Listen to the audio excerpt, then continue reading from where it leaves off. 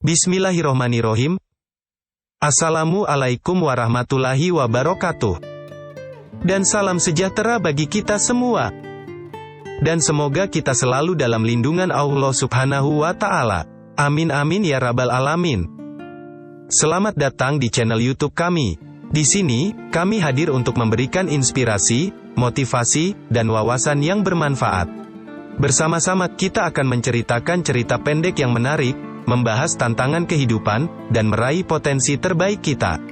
Mari bergabung dalam perjalanan ini untuk meraih kehidupan yang lebih berarti, penuh keberanian, dan sukses yang sejati. Jangan lupa untuk subscribe channel kami dan aktifkan lonceng notifikasi, like, komen dan share, agar tidak ketinggalan konten-konten motivasi terbaru dari kami. Selamat menyaksikan. Lanjut ke cerita. Rizka merasa frustrasi saat membaca pesan ancaman di ponselnya.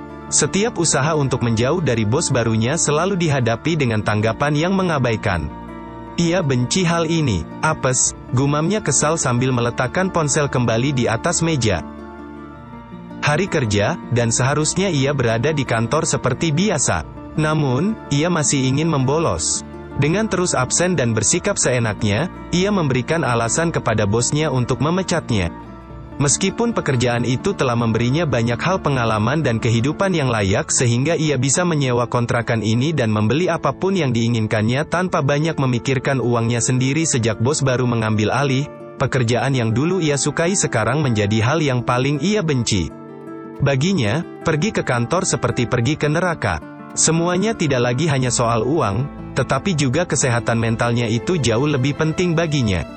Belakangan ini, hidupnya tidak pernah bisa tenang karena pria itu. Irfan, bos barunya, adalah tipe orang yang dapat melakukan apapun yang terpikirkan olehnya saat dibutuhkan, dan itu juga menjadi pengalaman paling buruk bagi Rizka selama berhubungan dengan seorang pria. Seperti hantu, Irfan bisa muncul di mana saja dan kapan saja sesuai keinginannya. Rizka hampir selalu tidak siap dengan tindakan berlebihannya itu. Dan benar saja, saat Rizka baru saja keluar dari kamar mandi sekitar jam 5 sore, ia mendapati bosnya berada di ruang TV di kontrakannya. Kemungkinan besar Irfan sudah berada di sana sejak Rizka berendam di dalam bak mandi selama hampir 1 jam untuk menenangkan diri. Sosok pria dengan rambut abu-abu setengah gondrong terlihat santai, menonton pertandingan sepak bola di TV dan menghirup asap rokok. Rizka, yang kesal, berdiri di belakangnya dan menegurnya dengan cemas.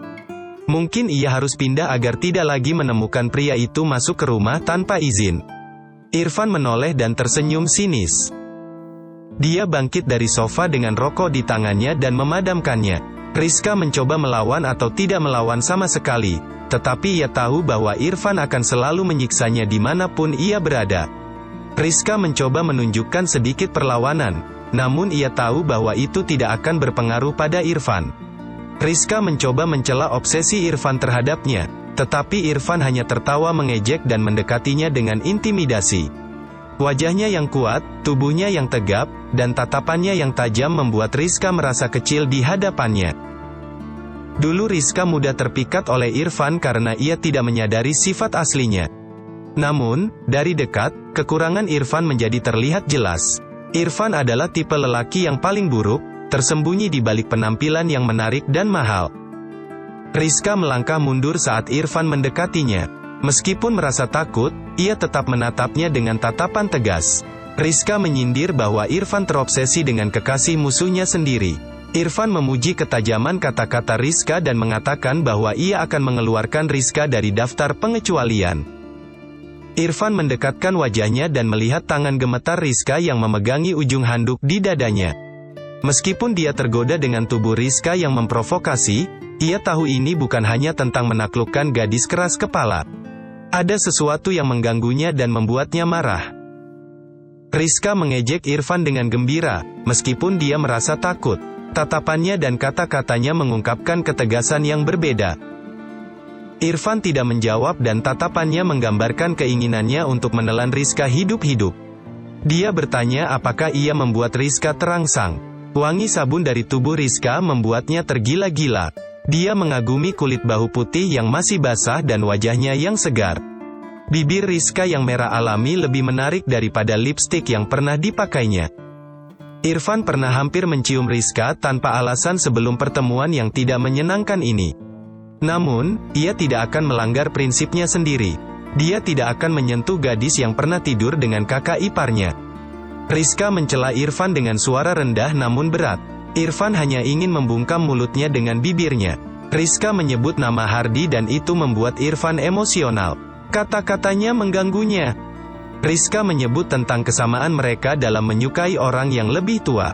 Irfan bereaksi dengan jelas. Rizka percaya bahwa Hardi pernah mengatakan bahwa mudah memanipulasi seseorang ketika mereka merasakan cinta atau kebencian. Irfan marah dan tatapannya penuh dengan kebencian. Dia bertanya apakah Rizka akhirnya mengakui hal tersebut. Rizka tahu bahwa Irfan tidak akan percaya padanya, meskipun dia terus membantah. Namun, dia menyadari bahwa dengan mengatakan hal-hal menjijikan, dia bisa mencegah Irfan menyentuhnya. Dia tidak akan menyerahkan dirinya pada Irfan sebagai bukti bahwa tuduhan tentang tidur dengan kakak iparnya adalah kebohongan. Rizka menjelaskan bahwa dia tidak pernah tidur dengan mantan bosnya yang jauh lebih tua. Meskipun dia memiliki kecenderungan menyukai orang yang lebih tua karena kehilangan figur ayah, Hardi tidak mungkin menjadi pilihan karena usianya hampir sebanding dengan ayahnya. Hardi juga tidak tertarik pada Rizka karena Rizka seumuran dengan putrinya. Rizka menantang Irfan, bertanya apa yang diinginkannya. Irfan memberinya tatapan dingin dan tajam, menahan amarahnya yang tidak bisa diungkapkan dengan kekerasan fisik.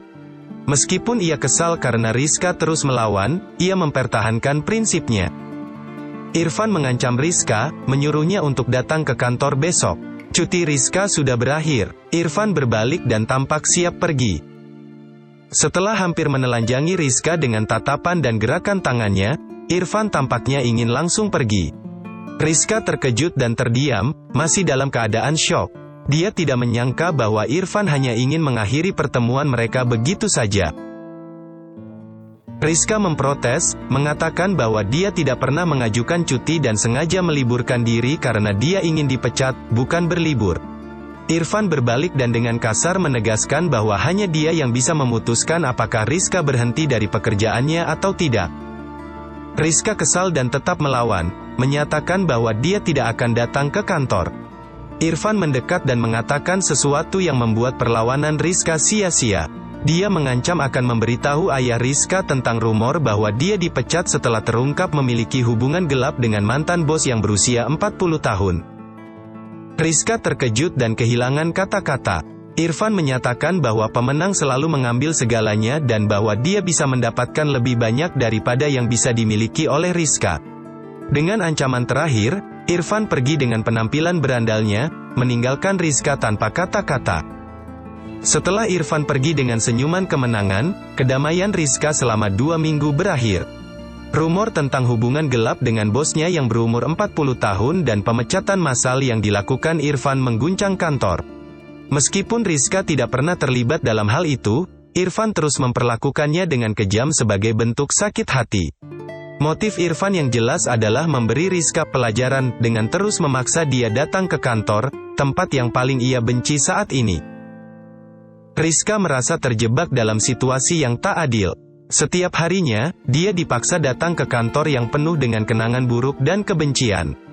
Irfan terus mengawasinya dengan tatapan tajam, memberinya tekanan psikologis yang membuatnya merasa terancam dan terpojok. Namun, Rizka tidak ingin menyerah begitu saja. Dia merasa harus melawan perlakuan kejam Irfan dan membela dirinya sendiri. Meskipun situasinya sulit, dia memutuskan untuk mencari cara untuk mengakhiri siksaan ini. Dalam kegelapan pikirannya, Rizka menemukan kekuatan dan keteguhan. Dia mulai membangun strategi untuk melawan Irfan dan membuktikan bahwa dia tidak bersalah. Rizka mencari bukti-bukti yang jelas dan fakta yang bisa menyingkirkan semua tuduhan palsu yang dialamatkan padanya. Dalam perjalanan mencari kebenaran, Rizka menemukan adanya konspirasi di balik penghancuran reputasi Hardi dan dirinya sendiri. Dia menyadari bahwa Irfan adalah bagian dari rencana jahat tersebut dan memiliki motif tersembunyi yang lebih dalam. Tanpa ragu, Rizka mengumpulkan bukti dan mendokumentasikan setiap detail yang bisa mengungkap kebenaran. Dia tahu bahwa untuk melawan Irfan dan melindungi dirinya sendiri, dia harus memiliki kartu truf yang kuat. Keteguhan dan ketekunan Rizka membuahkan hasil. Dia mengumpulkan cukup bukti yang tak terbantahkan untuk menggugat tindakan Irfan dan membuktikan bahwa dia adalah korban dalam permainan jahat yang diatur olehnya. Pada suatu hari, Rizka dengan penuh keyakinan menghadap Irfan di kantor. Dia menunjukkan bukti-bukti yang dikumpulkannya dengan tegas dan berani. Tatapannya tidak lagi penuh ketakutan, melainkan penuh keberanian dan determinasi. Irfan terkejut dan terpojok oleh bukti-bukti yang ada. Dia tidak mampu lagi mempertahankan kebohongannya atau teror psikologisnya terhadap Rizka.